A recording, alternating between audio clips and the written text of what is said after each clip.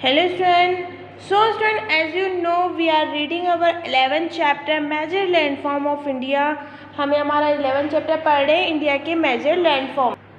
हम यहाँ क्या कर रहे हैं, इंडिया के मेजर लैंडफॉर्म्स के बारे में पढ़ रहे हैं। In our previous class we discuss about mountains ranges. हमने यहाँ पे क्या पढ़ा था पिछली क्लास में, जो माउंटेन रेंजेस थी उनके बारे में पढ़ा था कि इंडिया के जो नॉर्थन पार्ट है वहाँ पे हिमालय माउंटेन रेंजेस हैं। सेंट्रल पार्ट में इंडिया की क्या है, Satpura and Aravalli mountain ranges है। एंड इंडिया का जो नॉर्थन पार्ट है वहाँ पे नीलगिरी माउंटेन रेंजेस जो है वो है। तो इस तरह से हमने इंडिया के जो लैंडफॉर्म है उसकी एक फॉर्म यानी एक पार्ट के बारे में पढ़ा कि इंडिया की जो एक लैंडफॉर्म है जिसे हम माउंटेन्स कहते हैं, उसके बारे में हम यहाँ पढ़ चुके हैं।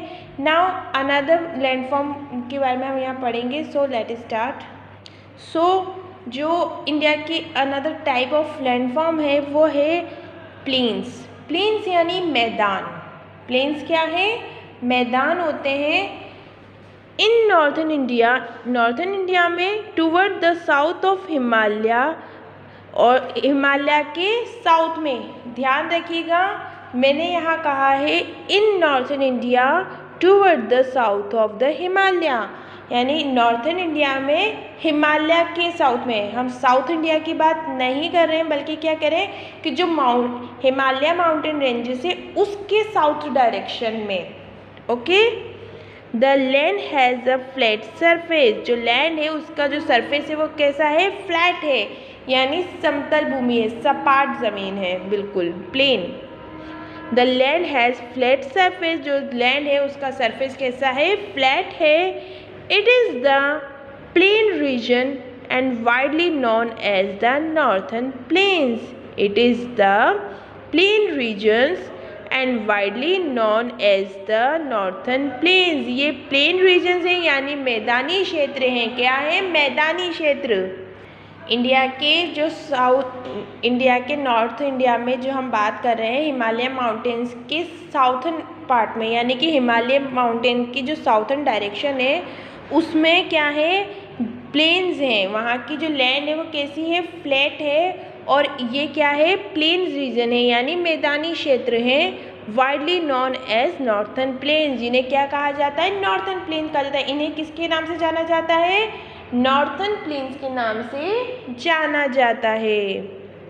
Many rivers flow through this plain reason. और इन प्लेन रीजन्स में, इन मैदानों में बहुत सारी नदियाँ जो हैं वो बहती हैं। Many rivers flow through this plain region all along the coast from Gujarat down to Kanyakumari. जो गुजरात के कोस्ट से कन्याकुमारी तक जाती हैं। जो और ये प्लेन रीजन जो है कहाँ तक, गुजरात से के जो कोस्टल एरियाज़ है वहाँ से लेके और कहाँ तक जाते हैं, कन्याकुमारी तक, अप टू वेस्ट। और वेस्ट बंगाल में there is a narrow strip of planes.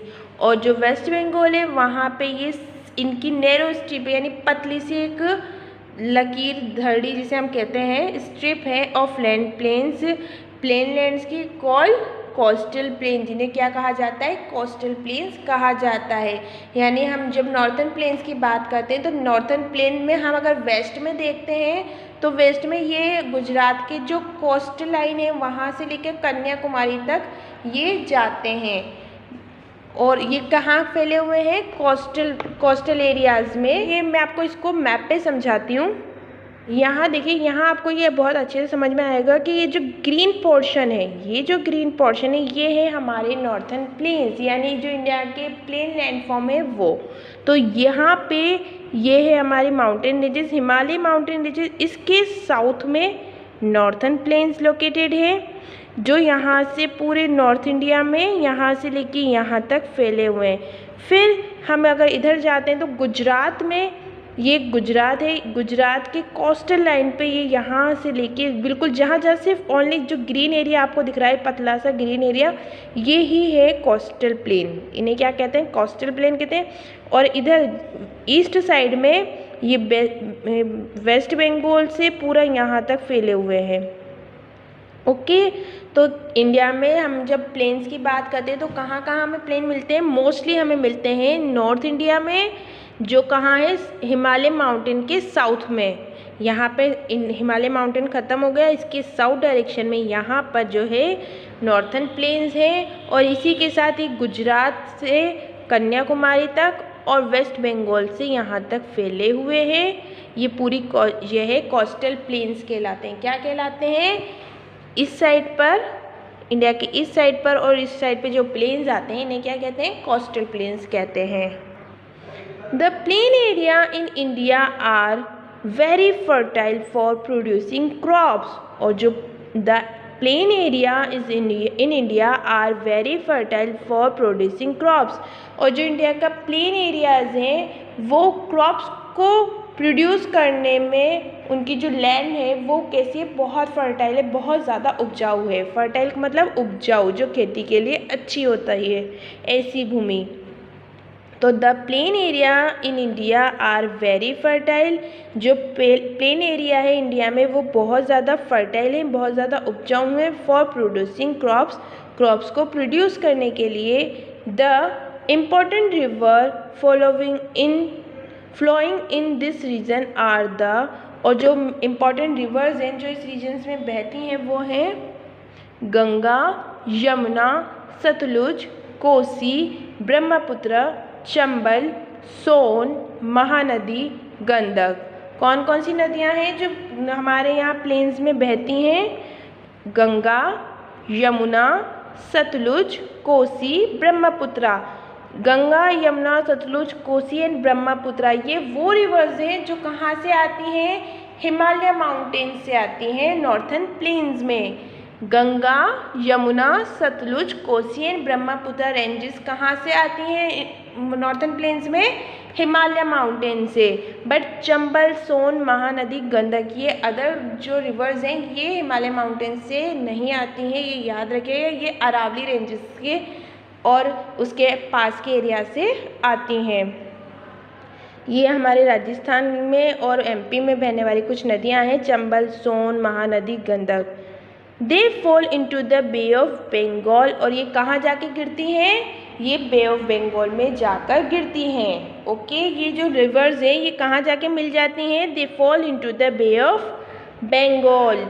They fall into the bay of Bengal, ये बे ऑफ बंगाल यानी बंगाल की खाड़ी में जाकर गिरती हैं। सो कौन कौन सी रिवर्स हैं जो नॉर्थन प्लेन्स में बहती हैं? Ganga, Yamuna, Sutlej, Kosi, Brahmaputra, Chambal, Son, Mahanadi, Gandak.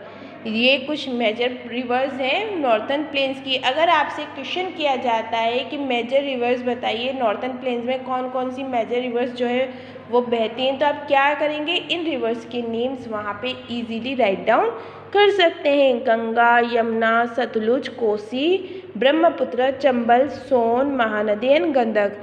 These are major rivers. जो इंडिया के प्लेन लैंड है उनकी मेजर रिवर्स हैं ये। Okay, so that's all in today's class. We will meet in our next class with a new topic. Till then, you keep studying, keep learning. Take care and bye bye.